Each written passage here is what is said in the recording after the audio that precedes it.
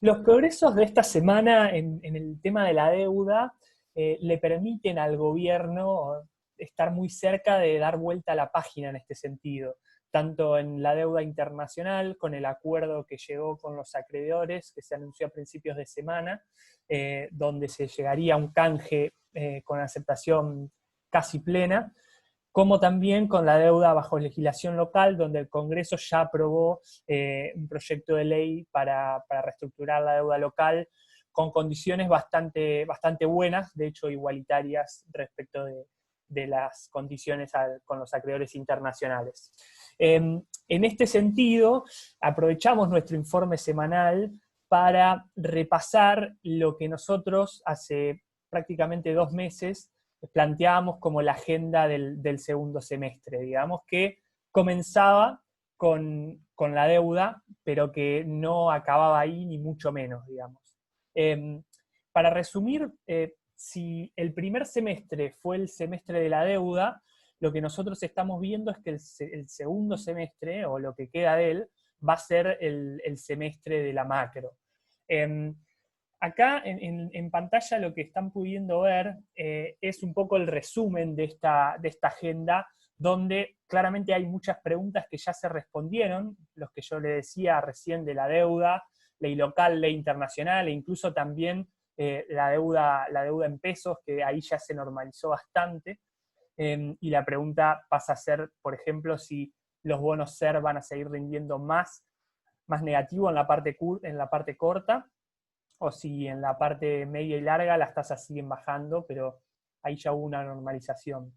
Pero como les decía, lo que queda de la agenda del segundo semestre es eminentemente macro y comienza, digamos,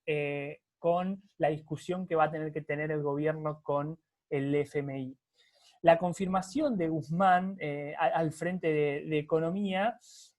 sostiene, digamos, sosteniendo la bandera aparte de un no plan, nosotros entendemos que acerca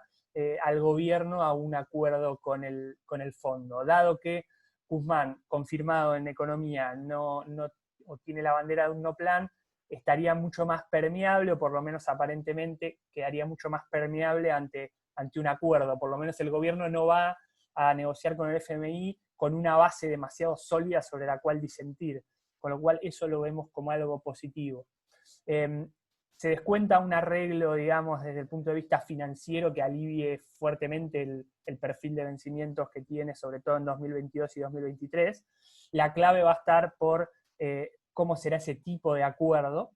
Y además, algo que es importante es el timing, que más allá de que las partes a priori, por lo que les comentaba y porque discursivamente también no parecería haber demasiado problema, nosotros creemos que es importantísimo que el acercamiento se haga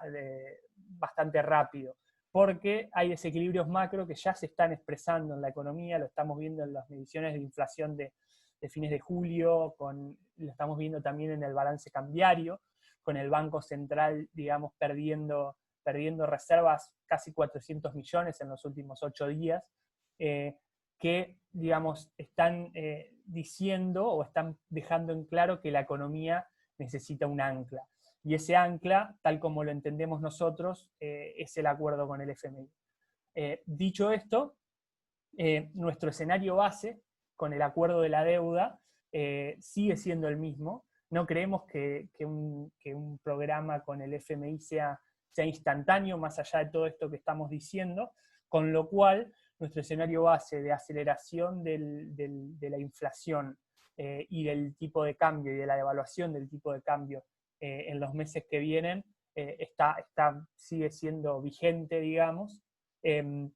y en todo caso, un arreglo muy rápido con el FMI es un riesgo a nuestro escenario base, pero ahí las cosas no cambiaron y con lo cual nuestras recomendaciones asociadas siguen siendo las mismas.